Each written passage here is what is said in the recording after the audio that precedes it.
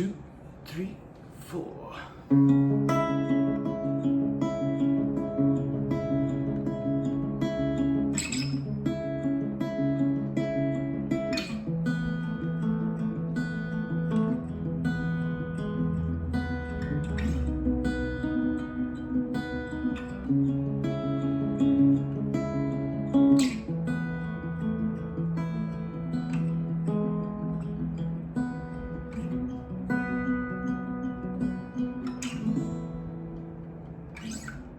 Hello there, thanks for coming back to watch the channel.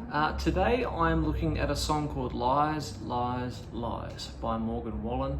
Popped up in my feed the other day as a brand new track, or new to me at least, from a session at Abbey Road, which is pretty cool.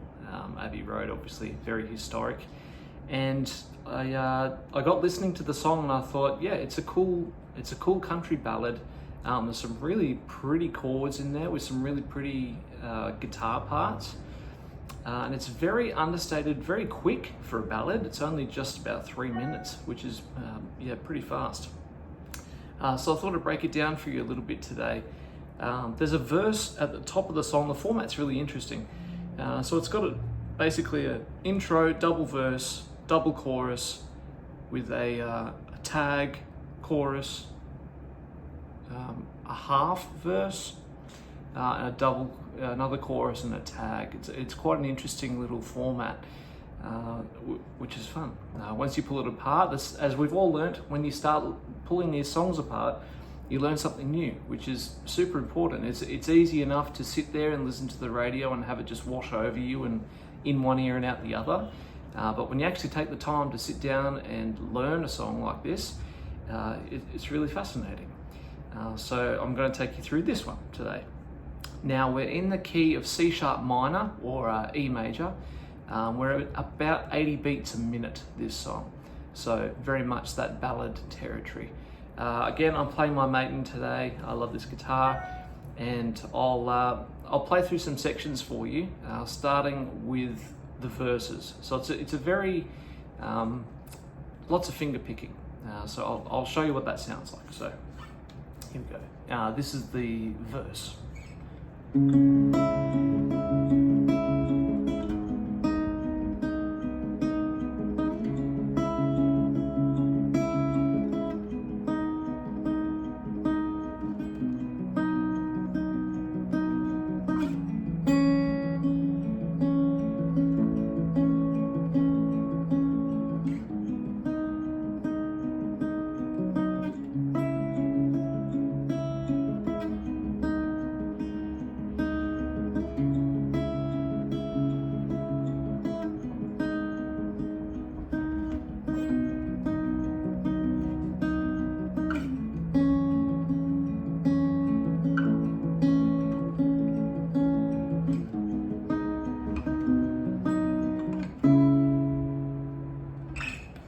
So that's the verses, and then it drops into, so there's nothing, I would say, conventional about that chord progression. It moves around a little bit, it's very sweet. And then we're going into the chorus, which is a 6, 4, 1, 5. So a very common chord progression, but that's it's a way of, the human brain looks for something familiar in music. So when you come to a chorus, it's often a nice idea to have something that's relatable or that you're expecting, because that's the part that sums the whole thing together. You think of the chorus is sort of this part. You've got the verse here and it relates back, and then you've got another verse, and then you've got a bridge and all of those things. It all links back. So as I said, the chorus, so it's a C sharp minor, A, E to a B, and just loops that around twice, like this.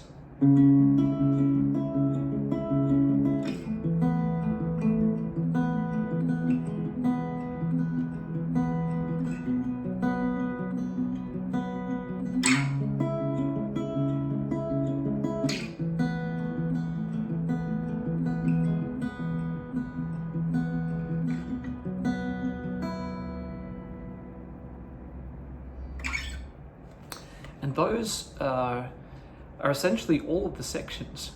It's got a tag, which is just the last line of the chorus. So that C sharp minor to the A, to an E, to a B, and then it's got a sort of a half verse, which is towards the end of the song. It has the chorus, tag, a half a verse, which is just the first 4 bars of the verse. C sharp minor, G sharp minor, C sharp minor, G sharp minor, and that's it. Now, if you're watching this thinking that looks harder than it has to be, maybe you're right. So one way that you could do it to simplify it, and the beauty of a song in this key is it works really nicely with guitar. So it's if you watch the Abbey Road session, there's no capos in sight. It's all just sort of open tuning like this, or standard tuning, no capos. But if this was, if you're wanting to perform this song solo, or you're playing it live and you're the only person and you've got limited time to look down at your hands, but you still want that bar chord, that Simon and Garfunkel kind of sound, what you can do, bear with me while I grab my capo.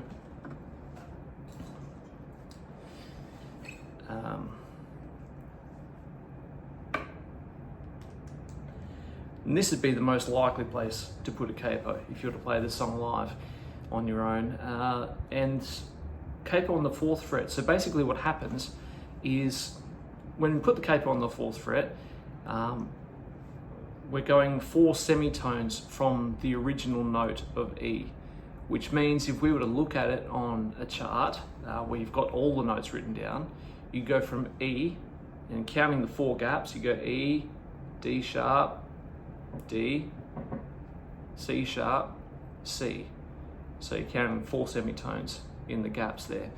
So it means when we're playing with the capo on the 4th fret, we're basically now playing in the key of C. So we've got chord shapes in the key of C, but because of the capo, we're playing in the key of E.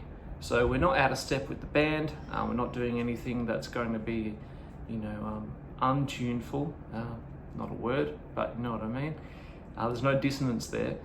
So basically, you would change every chord on your chart, go down 4 semitones. So C sharp minor becomes A minor.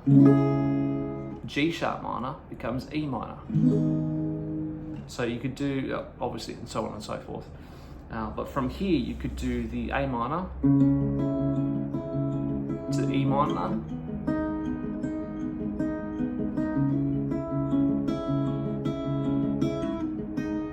to a B, which is a G,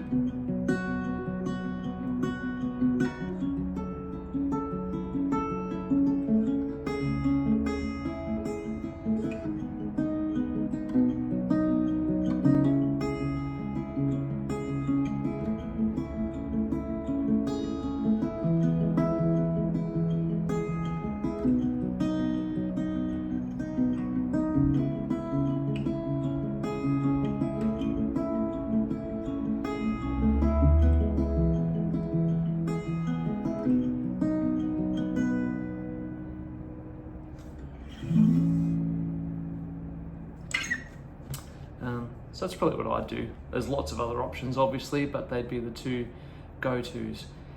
So that's the whole song. Now I've mentioned a couple of things in here. If you have any questions, please let me know. It's a cool song. Let me know what you'd like to hear next. This is just one that piqued my fancy. So if there's something you'd rather hear, let me know, and I'll look forward to hearing from you. Thanks for watching. Bye.